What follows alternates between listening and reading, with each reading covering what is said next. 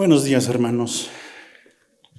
Gracias a Dios que concede la oportunidad de compartir nuevamente predicación con ustedes. Hasta ahora hemos tratado ya 2 lecciones, con esta la tercera, relacionado a la resurrección. Como lo vimos hace 15 días, vamos a estar viendo durante 5 lecciones, es decir, a partir de hoy quedan todavía 2 lecciones más, relacionadas a la resurrección por toda la importancia y el trasfondo que esto lleva consigo en nuestra doctrina, en nuestra fe, en nuestra predicación, en todo. Y a forma de un resumen rápido, primero vimos acerca de que la resurrección es parte fundamental del Evangelio. El Evangelio no es completo solo hablando de la muerte, es necesario también hablar de la resurrección, porque la resurrección es lo que lo convierte en una buena noticia. Luego, hace 8 días debimos haber hablado acerca de la certeza que hay en la salvación, en la resurrección. Hablamos que la resurrección, de no existir, habría 6 o 7 diferentes puntos que pondrían como nula y vana nuestra fe, nuestra predicación y a Cristo mismo. El día de hoy hablaremos nuevamente sobre la resurrección y hablaremos sobre el propósito de la resurrección. Acompáñenme en oración, hermanos. Padre bendito, gracias, alabado seas, Señor, por todos los presentes, Señor, por toda tu congregación, por todo ser viviente, Señor, que los cielos y la tierra y los mares te alaben siempre, Padre. Gracias, Padre, porque tú pones palabra el día de hoy en tu congregación, porque tú abres nuestros corazones para recibirla, Señor, sobre todo algo tan fundamental, algo tan importante, Señor, como entender la resurrección y seguirla estudiando todavía un domingo más, Padre. Gracias porque tú has traído a las personas que es necesario que estén, porque tú permites, Señor, que esta predicación llegue a aquellos que la necesitan, pero sobre todo, Señor, porque tú nos ministras a través de ella, teniendo claridad y entendimiento más acerca de quién eres tú, cuál es tu plan y cuál es tu voluntad. Alabado sea siempre en nombre de Cristo Jesús. Amén. Como les decía, vimos los fundamentos. Hace 2 domingos hablábamos de que la resurrección es una parte esencial y fundamental en el Evangelio de Cristo. Cuando Pablo lo explica en los primeros versículos del capítulo que seguimos estudiando, que es Corintios 15, habla precisamente de que Cristo murió y fue sepultado, es decir, hubo un cuerpo que fue sepultado. Esto nos habla de la humanidad que había en Cristo, del cuerpo físico que él tenía, pero que a los 3 días él resucitó conforme a las Escrituras y hubo testigos. Y parte de esos testigos, si leemos nosotros Lucas 24, es que él se acerca y les dice, miren mis manos, miren mis pies. Les demuestra que físicamente él había resucitado, por lo cual la resurrección es física y la resurrección, como se da en Cristo, también se dará en nosotros. Pero también entendimos que la obra de Cristo no concluyó en el Calvario, no concluyó en la cruz. Aprendimos que cuando él decía consumado es, no se refería a que su obra hubiera terminado, hubiera ya concluido lo que venía a ser, sino que las palabras que él utilizó fue la deuda ha sido saldada. Y de esa manera él nos restauraba con el plan original que tenía Dios para el hombre en el Edén. Y sí, definitivamente la resurrección también la vimos como parte de estas primicias, a Cristo como parte de estas primicias para una esperanza de vida eterna. Luego en la lección 38, es decir, la predicación de la semana pasada en la certeza de la resurrección, vimos cómo Pablo hacía una retórica, una suposición retórica en la que decía, bueno, vamos a seguirles el juego. ¿Qué pasaría si la resurrección de los muertos no existiera? Si los muertos físicos, los humanos, no resucitaran. Y entonces plantea 7 puntos de los cuales tenemos certeza y tenemos parte de la palabra que nos demuestra que no es así, ¿no? Él decía, bueno, si no existe la resurrección de los muertos, entonces Cristo no resucitó. Pero definitivamente sabemos que sí lo hizo, y justo les decía, en Lucas 24:39 podemos encontrarlo. Decía Pablo que si la resurrección de los muertos no existe y Cristo no resucitó, por lo tanto su sacrificio no valió de nada. Y seguíamos nosotros muertos en nuestros pecados. Sin embargo, gracias a que Cristo resucitó y a que la resurrección de los muertos existe, sabemos que su sacrificio sí valió, que fue definitivo y que fue para siempre. Esto lo encontramos en Colosenses 2. Dios dice también que otro de los puntos es que entonces Dios no tuvo el poder de cumplir todas las promesas que había hecho en Cristo. Si tras el bautizo de Cristo el Espíritu descendió en forma de paloma y dijo, este es mi Hijo amado en quien tengo complacencia, lo estaba marcando como el Mesías, lo estaba marcando como el Cristo. Es decir, que todas las profecías que habían de él en la ley, en los profetas, en los históricos y en los poéticos,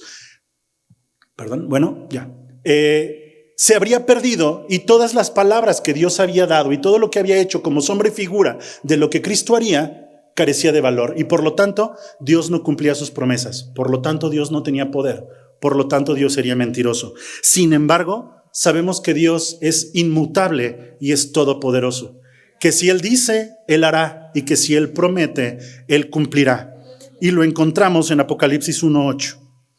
También decía que entonces seríamos falsos testigos, tanto los apóstoles en su momento cuando compartían el evangelio diciendo que Cristo había resucitado, pero sin haber resucitado, y eso nos convertiría a todos y cada uno de los que hemos evangelizado y los que nos hemos parado en un púlpito a predicar, nos haría falsos testigos.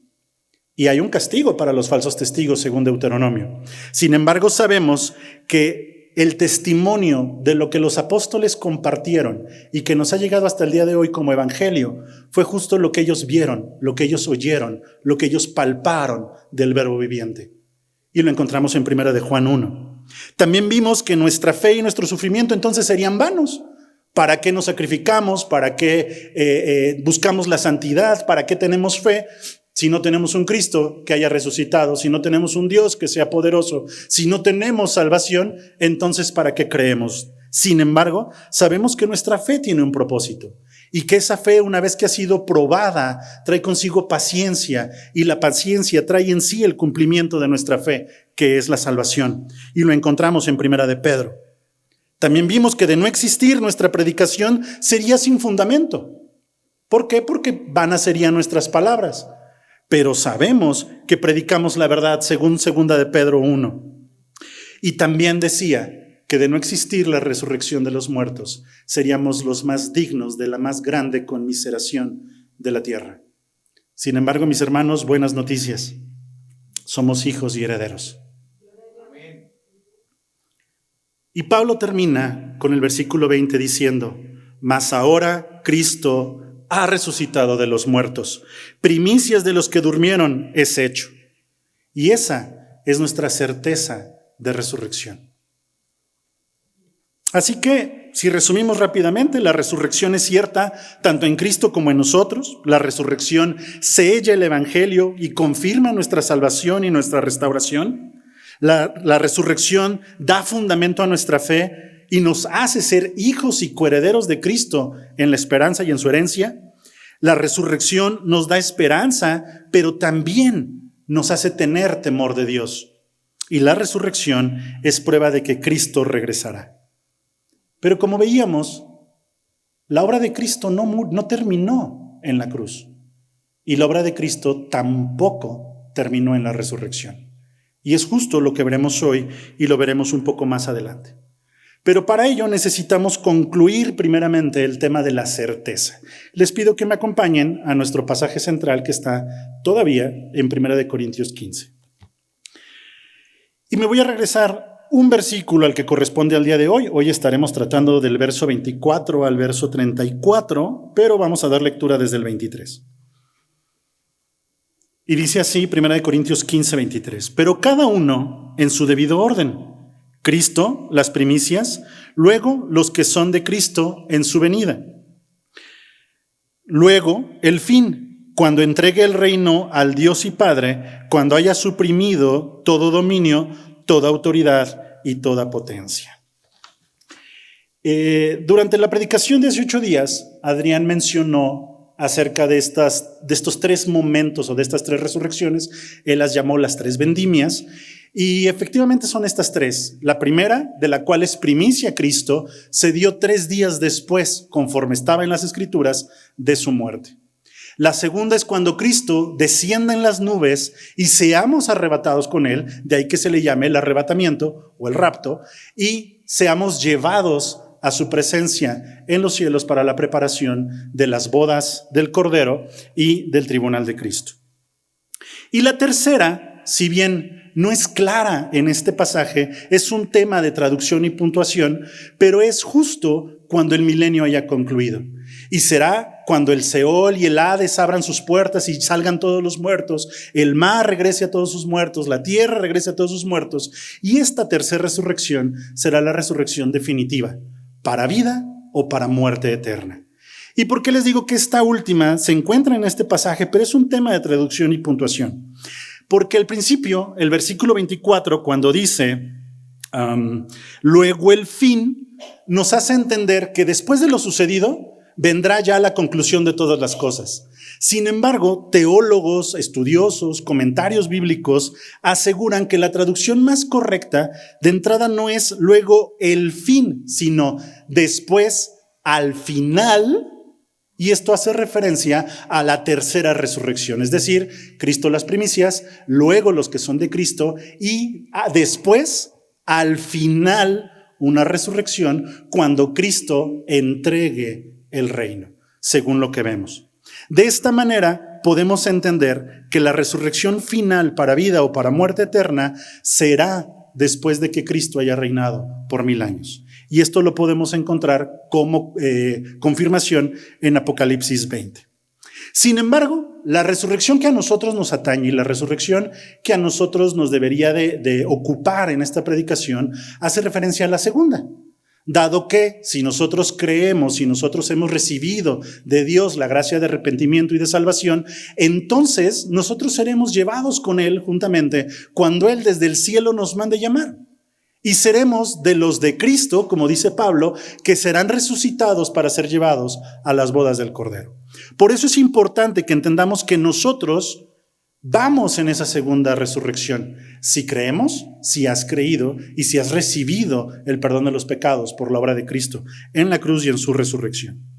Pero la parte importante y el por qué explico todo esto es porque después de eso sucede un hecho muy importante. El tribunal de Cristo. Recuerdan que hará hace como un año y medio estuvimos hablando sobre los temas apocalípticos, ¿no? Y hablábamos sobre lo que era el tribunal de Cristo. Y en el tribunal de Cristo no es un tribunal para decidir si se será salvo o no será salvo. Si estás en el tribunal de Cristo, ya eres salvo. Lo que se va a evaluar son todas las obras que hayamos hecho. Pasarán por fuego y de allí a quienes les queden serán recompensados y a los que no les quede ya tendrán su pérdida en ello. ¿Y por qué digo todo esto? Porque ¿saben qué obras son las que serán probadas? Las obras que vivimos en la fe. Todo el sufrimiento, el sacrificio, todas las privaciones, todo lo que humanamente hacemos en el nombre del Señor, en el nombre de Cristo, para el bien de su reino, todas estas cosas que nosotros somos capaces de dejar, sabiendo y teniendo en la mente la certeza de que resucitaremos y estaremos en su presencia, son las obras que van a ser evaluadas. Por eso es importante este tema. ¿Por qué? Porque si nada de eso fuera real, entonces, ¿para qué nos sacrificamos? Si no va a haber resurrección, no va a haber tribunal de Cristo. Y si no va a haber tribunal de Cristo, ¿para qué obramos en la fe? Que ojo, solo por hacer la aclaración, no es que las obras nos den la salvación, es que la fe se demuestra a través de las obras. ¿De acuerdo? Nuestra fe se basa en creer en el Evangelio, ¿cierto?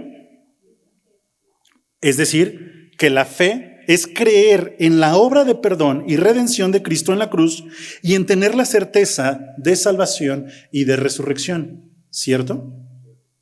Entonces, la forma de vivir en esa fe, según vimos con Pablo hace 2 lecciones, es recibiendo, permaneciendo y reteniendo el Evangelio, ¿cierto? Esto quiere decir hacernos uno o apropiarnos del Evangelio, quiere decir mantenernos en pie cuando haya tribulación y quiere decir comprometernos con vivir de acuerdo al Evangelio, ¿correcto? Es decir, que entonces todo lo que sufrimos, todo lo que padecemos, todo lo que vivimos y todo lo que soportamos en fe dará fruto, tanto al momento de hacer crecer el reino como al darle la honra y la gloria a Cristo. ¿Por qué? Porque cuando nosotros recibimos, permanecemos y retenemos, nosotros cumplimos esa promesa al bautizarnos. Y ahora verán por qué se los digo. Porque bautizarnos es comprometernos, es hacer pública, una señal pública de que viviremos conforme a la enseñanza de Cristo, siguiendo sus pasos, siguiendo sus principios, siguiendo sus valores, siguiendo su carácter. Entonces, nuestra fe en la resurrección y en todo lo que pasamos a causa de ella, tiene entonces un provecho y un propósito, ¿cierto? ¿Cuál es este provecho? ¿Cuál es este propósito? Que cuando sean evaluadas nuestras obras, podamos recibir galardones y coronas para entonces ponerlas como ofrenda delante del Rey de Reyes y Señor de Señores. Así es que nuestra fe en la resurrección, sabiendo que resucitaremos, tiene un propósito. Ahora les pido me acompañen al versículo 29. Y ahora explico por qué me he brincado algunos versículos. Verso 29 dice así: de otro modo, ¿qué harán los que se bautizan por los muertos si en ninguna manera los muertos resucitan? ¿Por qué, pues, se bautizan por los muertos?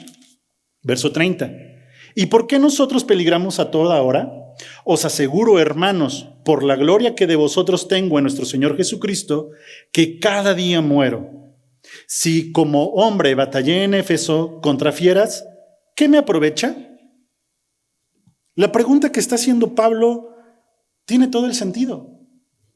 Si entonces, retomando nuevamente la pregunta de hace 8 días, o la retórica de hace 8 días, si entonces la resurrección de los muertos no existe, ¿para qué sufrimos? ¿Para qué nos comprometemos? ¿Para qué vivimos como vivimos en el cristianismo? ¿Para qué buscamos la santidad? ¿Para qué obramos y cumplimos las palabras de Cristo y los mandamientos de Él?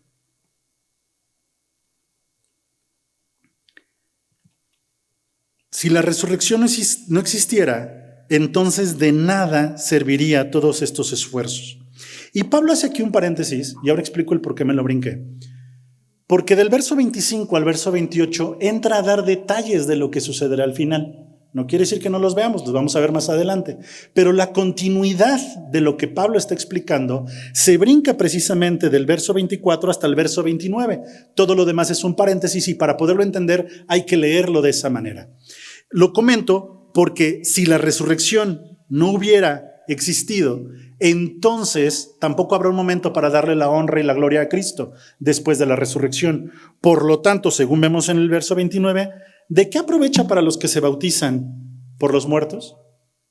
¿De qué aprovecha que padezcamos tanto? ¿De qué aprovecha que batallemos en el nombre del Señor? Y este pasaje genera mucha controversia y normalmente hay muy poco acuerdo en ello. Pero por lo menos cuando entendemos las palabras y entendemos el propósito de esas palabras o el acto que se hacía con esas palabras, podemos comprender y entender desde cualquiera de los ángulos la situación que está pasando o la que Pablo está explicando. Primero hay que entender que el bautismo no es algo específico de los cristianos. El bautismo existía mucho antes que los cristianos y era una forma en la que una persona se ordenaba bajo las enseñanzas de un maestro o una escuela. ¿De acuerdo? La escuela hermética, por ejemplo, eran bautizados en el nombre de Hermes. Es decir, se sometían a sus enseñanzas, se sometían a sus principios, se sometían a su educación, se sometían a su cultura y vivían conforme les era enseñado. Y este bautismo podía ser, porque la palabra significa ser sumergido, ser cubierto, podía ser en sangre, podía ser en aceite, podía ser en agua, podía ser en cualquier elemento. Algunos más drásticos que otros podían ser en sangre. Sin embargo, ese bautismo siempre tuvo que ver con comprometerse con la enseñanza de alguien.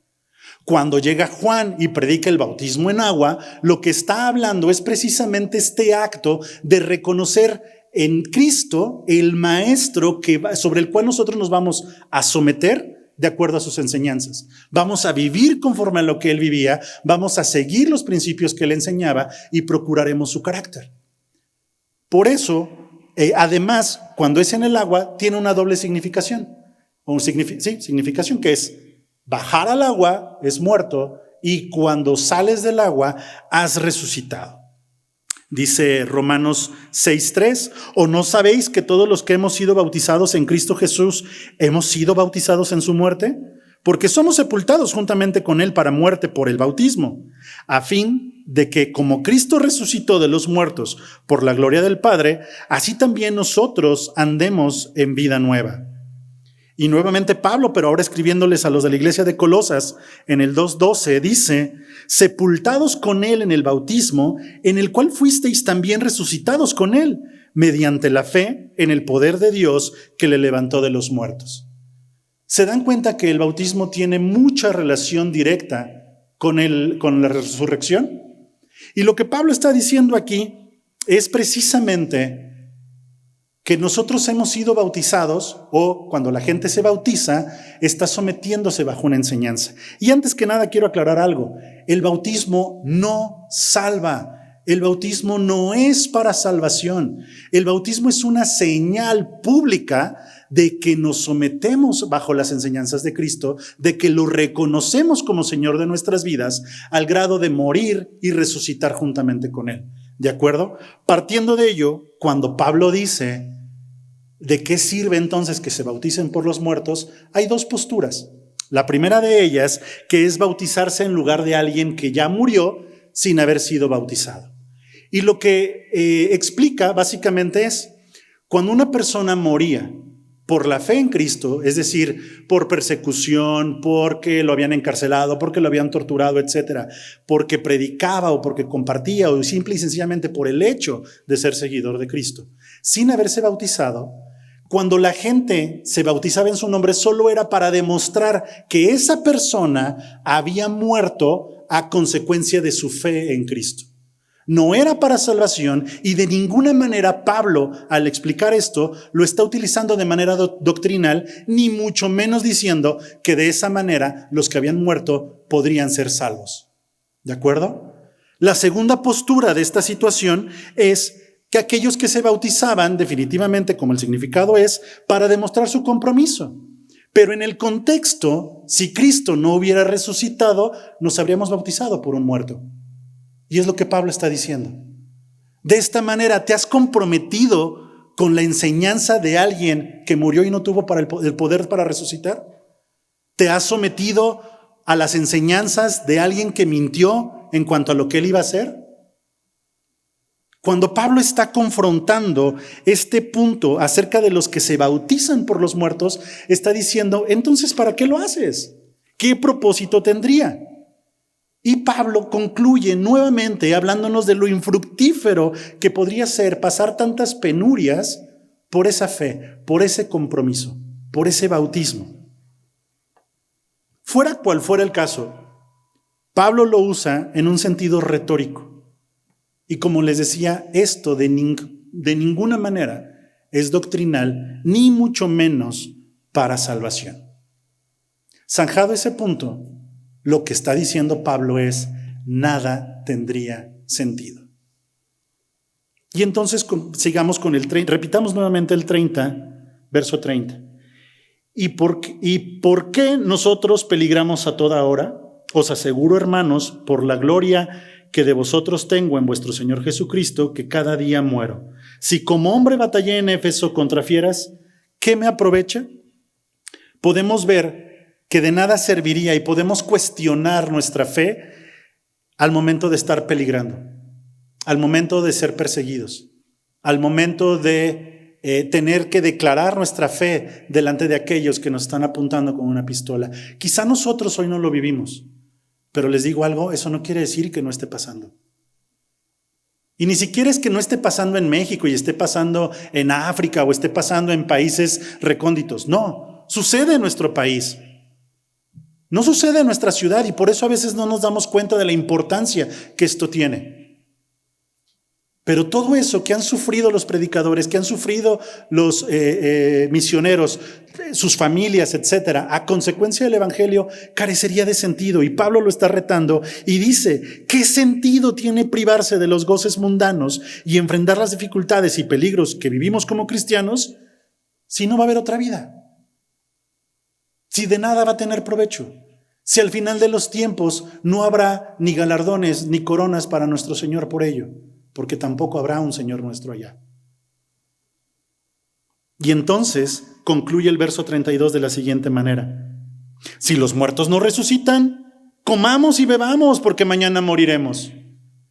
Y podemos asumir, como normalmente lo tomamos, que Pablo acentúa esta situación como una exageración de las circunstancias, diciendo, si nada tiene sentido, entonces aquello que te cause placer, aquello que sea para ti disfrutar de la vida, ve y hazlo, porque la vida se va a acabar y no habrás hecho nada, no habrás disfrutado. Pero ¿saben algo? Pablo no lo dijo solo en este sentido. Pablo tomó estas palabras de las Escrituras. Pablo las tomó de una profecía específica de Isaías.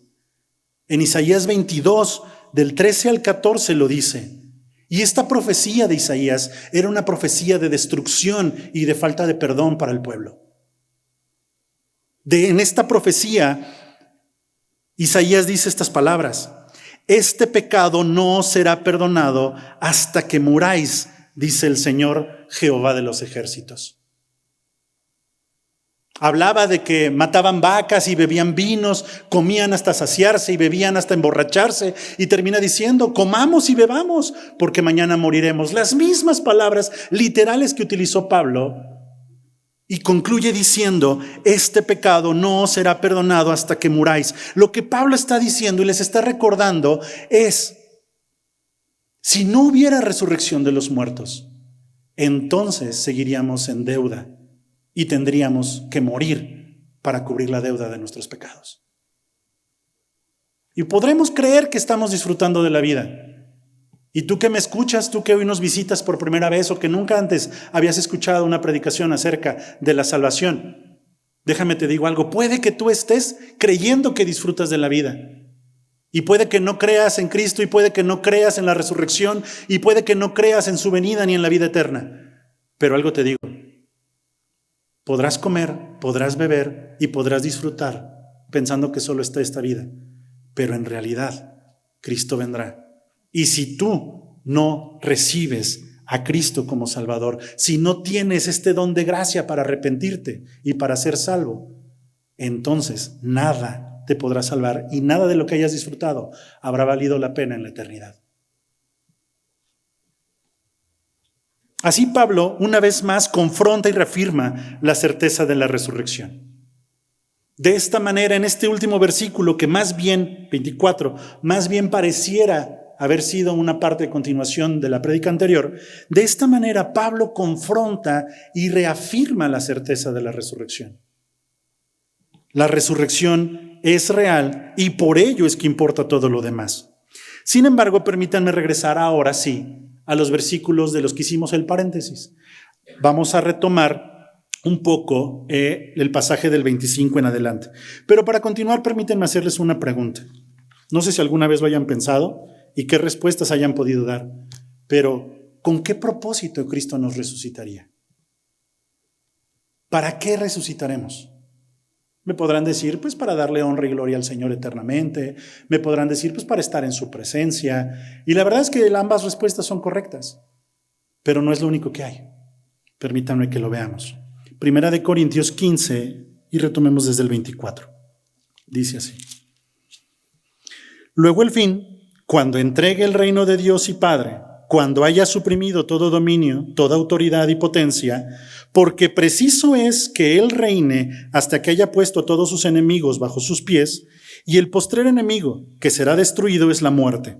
Porque todas las cosas las sujetó debajo de sus pies, y cuando dice que todas las cosas han sido sujetadas a Él, claramente se exceptúa a aquel que sujetó a Él todas las cosas. Pero luego que todas las cosas le estén sujetas, entonces también el Hijo mismo se sujetará al que le sujetó a Él todas las cosas, para que Dios sea todo en todos. Hace 15 días explicábamos que la obra de Cristo no había terminado en el Gólgota. ¿Recuerdan? Lo hemos mencionado también como parte del contexto de esta predicación. Y les decía que la resurrección tampoco es el momento o es la conclusión de la obra de Cristo. Y entonces me podrán decir, Omar, pues entonces, ¿cuál es la obra de Cristo?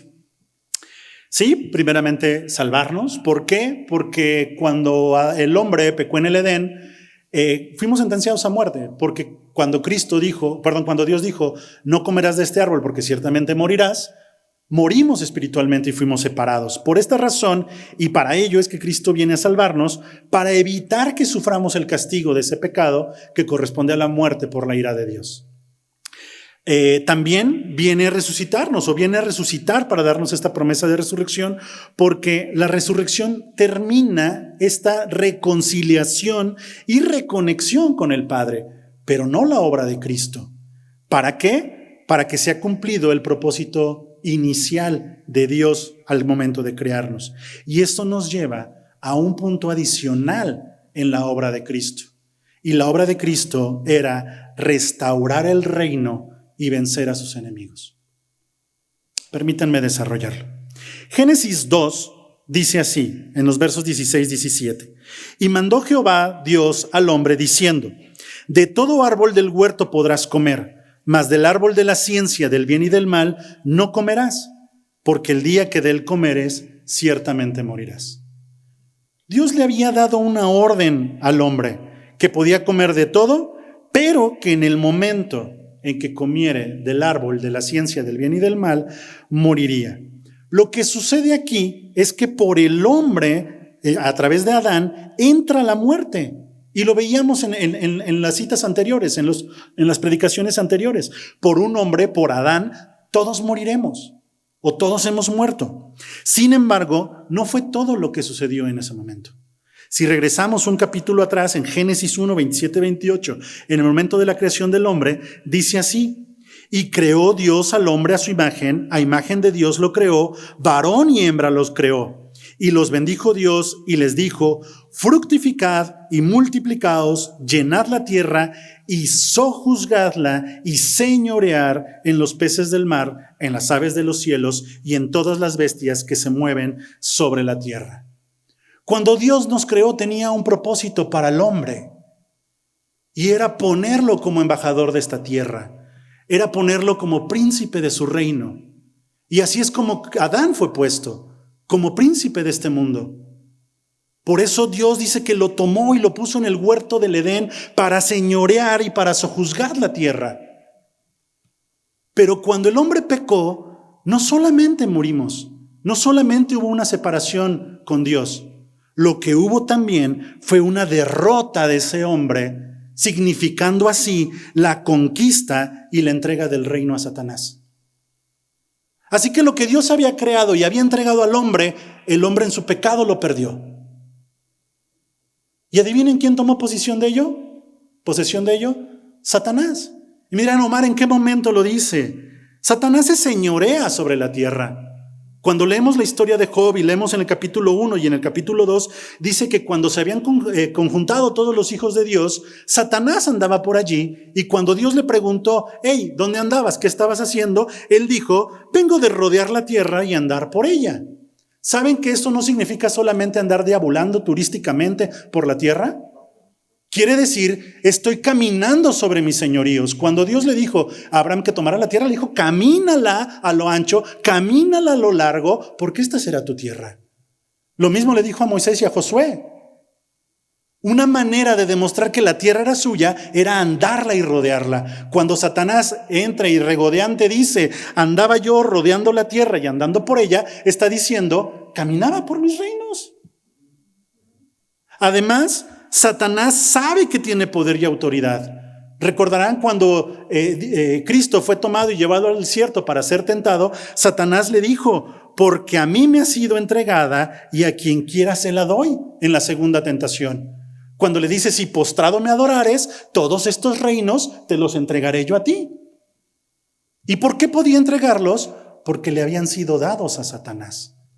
Y porque Satanás precisamente utiliza las palabras: a mí me han sido entregadas y a quien quiera se las doy. Pero si no fuese suficiente con ello, Cristo mismo en repetidas ocasiones, por lo menos en 3, Juan 12, Juan 14 y Juan 16, Cristo reconoce a Satanás como el príncipe de este mundo, que será vencido, que será oprimido, que será destruido, pero al final de cuentas, príncipe de este mundo. Así que la obra de Cristo no está limitada únicamente a salvar al hombre, también está en recuperar el reino que el hombre perdió.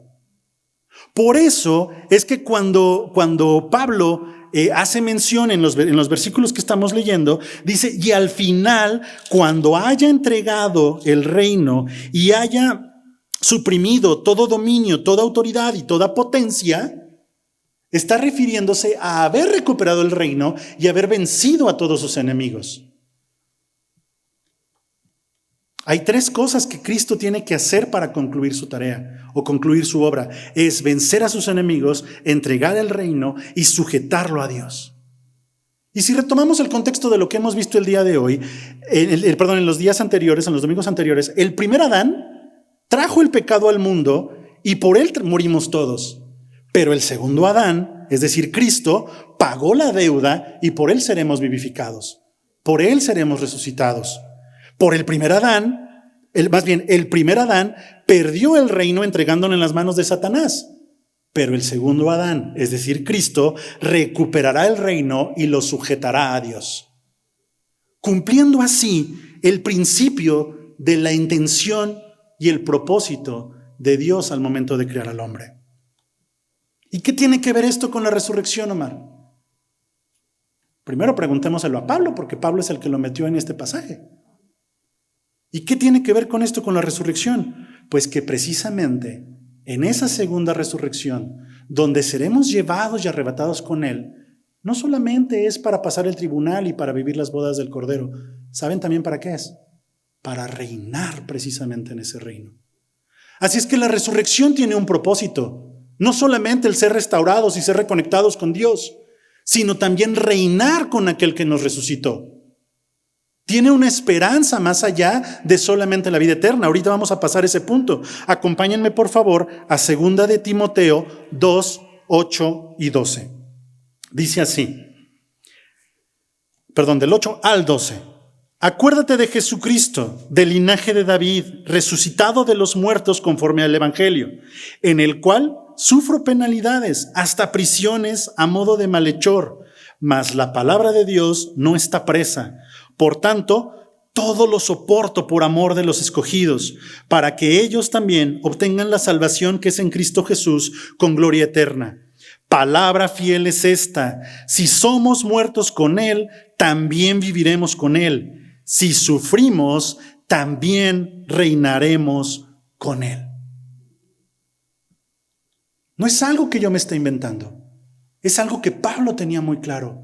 Y que podríamos resumir toda la predicación de hoy en este pasaje. Fíjense cómo nos habla de todo. Acuérdate de Jesucristo que murió y resucitó. Nos habla de los primeros 11 versículos de Corintios 15. Y luego en el cual sufro penalidades a fin de, por amor a los escogidos, para que ellos también obtengan la salvación. Nos está hablando de todo lo que tenemos que sacrificar en la fe de la resurrección, sabiendo que traerá un fruto. Y después nos habla del propósito de la resurrección, porque si sufrimos con Él, reinaremos con Él. De esta manera, Pablo nos reafirma la necesidad de vivir pacientemente, soportando toda situación en el nombre de Cristo. Por amor a su congregación y por amor a aquellos que no conocen a Cristo y que tenemos como compromiso el hacer crecer el reino. Por eso Pablo dice en el 15:24, luego al fin, cuando entregue el reino al Dios y Padre, cuando haya suprimido todo dominio, toda autoridad y potencia. Lo que Pablo está diciendo es, una vez que hayan suprimido todos los obstáculos que se oponían al reino de Dios, y los menciona dominio, que quiere decir el territorio sobre el cual se ejerce una autoridad. Y déjenme recordarles que en Apocalipsis habla de que habrá un gran temblor que derribará todas las ciudades. Destruirá los dominios. Y luego dice, y toda autoridad.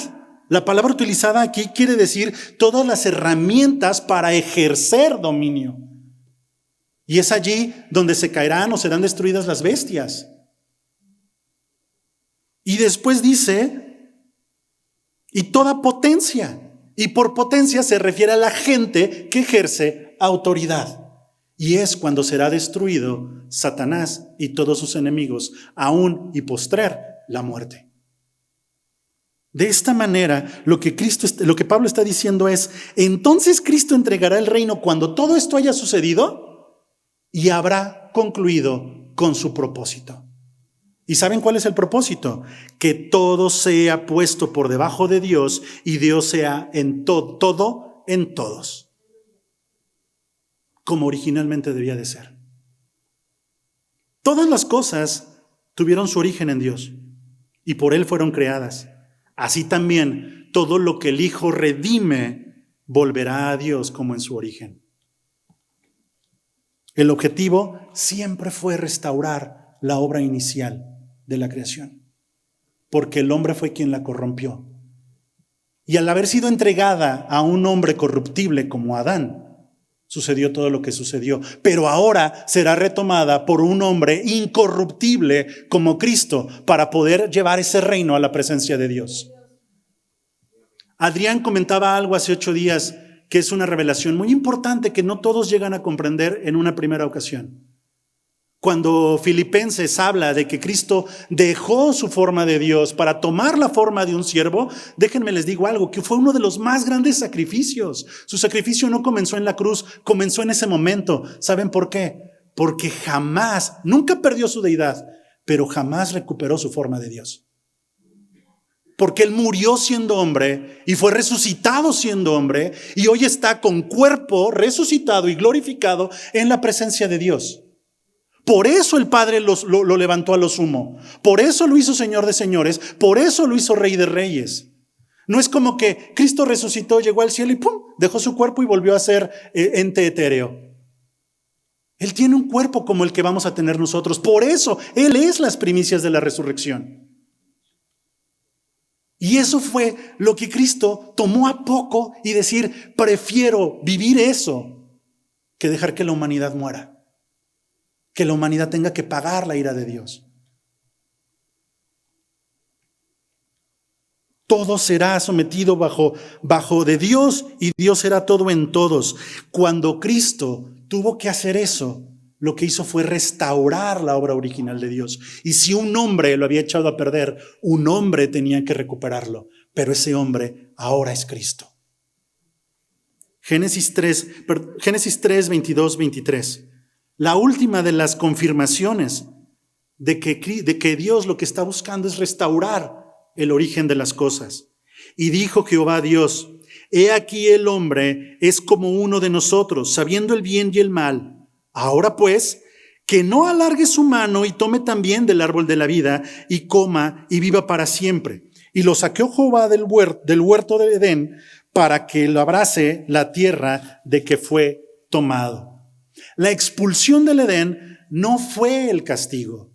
El castigo ya nos lo había dado a las mujeres los dolores de parto y al hombre que tendría que trabajar por su alimento. El castigo no fue sacarnos del Edén, nos sacó del Edén para que no fuera que comiéramos del árbol de la vida y viviéramos eternamente en pecado. Fue para proteger al humano, a la eternidad y a su deidad misma. Sin embargo, fíjense lo que dice Apocalipsis 22:14. Bienaventurados, y entiendan que Apocalipsis 22 es el último capítulo de la Biblia. Bienaventurados los que lavan sus ropas para tener derecho al árbol de la vida. Es decir, que cuando todo haya acabado, cuando el reino haya sido entregado, cuando después del juicio del gran trono blanco hayamos sido definidos para vida eterna o para muerte eterna, tendremos derecho al árbol de la vida. Porque ya habremos sido purificados, porque ya habremos sido santificados, porque ya habremos sido justificados. Y entonces comeremos del árbol de la vida para ser eternos con Cristo, para ser eternos con Dios. ¿Se dan cuenta cómo lo que se está buscando es el origen? La resurrección de Cristo permite que esto se cumpla. Y la resurrección de Cristo, que nos trae resurrección a nosotros, es para reinar juntamente con Él.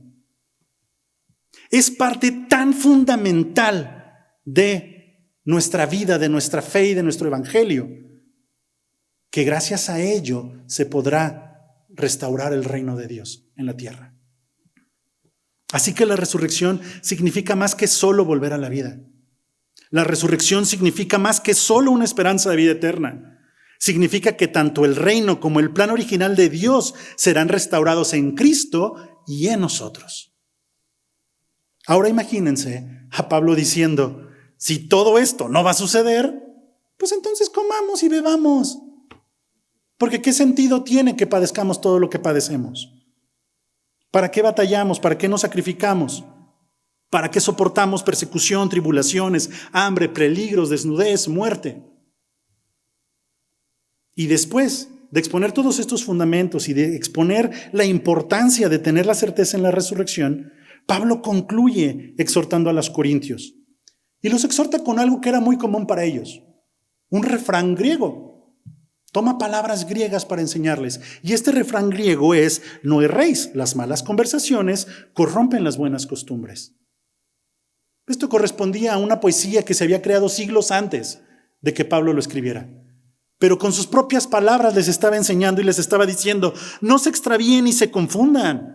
Las malas compañías y sus conversaciones o sus ideas acerca de que la resurrección no existe están corrompiendo el evangelio, están corrompiendo el cuerpo de Cristo, están corrompiendo sus mentes y están tergiversando destructivamente los principios de bien en la congregación. Creer o dejarnos engañar por ideas de este tipo tienen tanto impacto como lo que vimos hace 8 días y como lo que estamos viendo el día de hoy. Si nos dejamos engañar por personas que tienen don del habla, porque nos pueden convencer, porque son líderes de opinión, hablando en la actualidad, porque son influencers, porque son políticos, porque son gente que da las noticias. Y todas estas ideas que se han ido metiendo en la cabeza de la sociedad han permeado a la congregación. Ideas destructivas de la familia, ideas destructivas de las personas, ideas destructivas de la fe. ¿Y saben por qué ha pasado esto? Por lo que Pablo dice a continuación. Para vergüenza nos dice que hay mucha gente que aún no conoce del Señor. Y esa es la exhortación que hace Pablo. Pablo dice en el verso 24, velad debidamente y no pequéis, porque algunos no conocen a Dios. Para vergüenza vuestra lo digo. Lo que está diciendo es: despertad de vuestro letargo y retomar vuestro sano juicio. Eso es lo que significa velad. Despierten de su letargo, vuelvan a recobrar el juicio. ¿Cómo estamos permitiendo que se hable del aborto? ¿Cómo estamos permitiendo que se hable de identidad de género? ¿Cómo estamos permitiendo que se hable de la destrucción de la familia?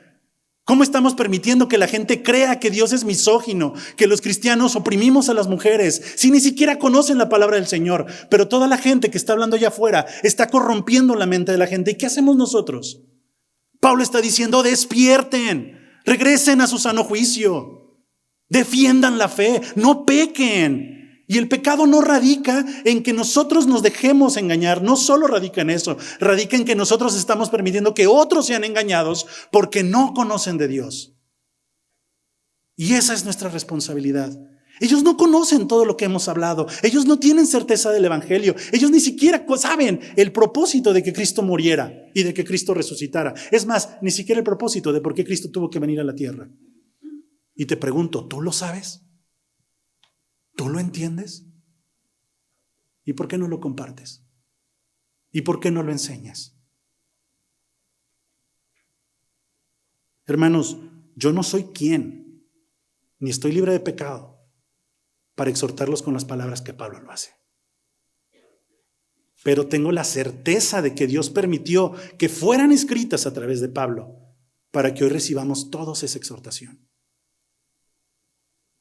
Si sabemos que Cristo murió y sabemos que Él resucitará y sabemos que eso nos trae esperanza de vida eterna y sabemos que eso es para un propósito eterno en su reino, pero hay gente que se está dejando corromper sin saberlo. Es nuestra obligación darles a conocer la verdad, darles a conocer a Dios, darles a conocer ese evangelio. La conclusión tiene como propósito que reinemos junto con Cristo después de que venga Él por nosotros en las nubes. Y tiene como propósito que restaure el reino y el plan original de Dios, ya no a través de un hombre corrupto, sino a través de un hombre incorruptible, como es Cristo, Rey de Reyes y Señor de Señores. Estamos en tiempo de afirmar nuestra fe en la resurrección. Estamos en tiempos de vivir con esperanza, pero también con temor a Dios. ¿Por qué? Porque si la resurrección no existiera, nunca seremos confrontados con Dios. Pero como sí existe y sabemos que en algún momento veremos a Dios cara a cara, debemos vivir bajo el temor de Dios. Estamos en tiempo para recobrar ánimo y fuerzas para seguir soportando y para ser nuestro, manteniéndonos firmes y comprometiéndonos con el Evangelio hasta el fin. Para que al final podamos decir, como dijo Pablo: por tanto, todo lo soporto por amor a los escogidos, para que ellos también obtengan la salvación que es en Cristo Jesús, con gloria eterna. Palabra fiel es esta: si somos muertos con Él, también viviremos con Él. Si sufrimos, también reinaremos en Él. Oremos, hermanos.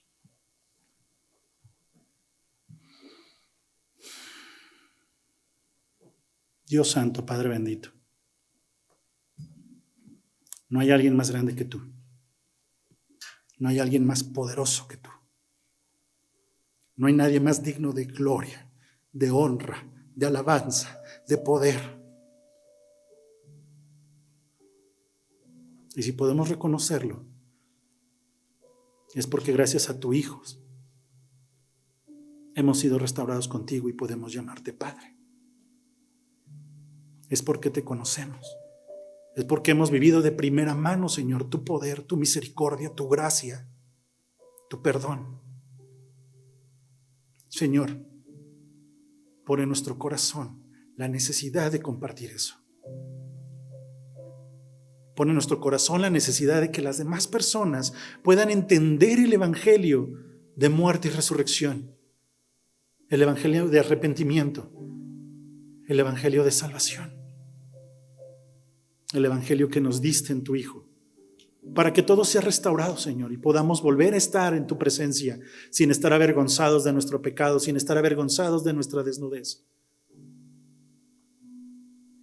Dios Padre bendito, te rogamos que nos perdones y nos tengas misericordia por la apatía, por la falta de decisión, por la falta de conocimiento, por la falta de compromiso que nos ha hecho alejarnos, Señor, y solo ver el mundo desde lejos, sin tomar partida para cambiar las cosas, sin tomar partida, Señor, para que la gente pueda conocerte y la gente pueda acercarse a ti y recibir de ti el don de gracia, de arrepentimiento y salvación, Señor.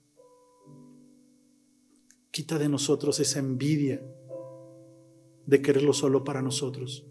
Pon en nosotros un espíritu de valentía, Señor. Pon en nosotros el coraje necesario, pero también la empatía suficiente para darnos cuenta que toda esa gente se ha de perder. Padre bendito, gracias porque tu palabra nos confronta, porque al acercarnos a la luz vemos lo sucios que estamos, Señor. Límpianos, Padre, restáuranos, renuévanos. Y permítenos compartir tu palabra, Señor, compartir tu evangelio, teniendo la esperanza y la certeza de que nada ni nadie nos podrá hacer daño, porque aunque nos quiten la vida, tu Hijo nos la regresará al final de los tiempos. Danos esa certeza y esa confianza de que lo que sufrimos aquí, por amor a tu Hijo y por amor a los creyentes y por amor a los que están allá afuera, será recompensado para que podamos presentarnos dignos delante de Cristo, otorgándole coronas de gloria. Haznos conscientes, Señor, de lo que la resurrección implica. Te lo pido y te lo ruego, Señor, humanamente, humildemente, en nombre de Cristo Jesús.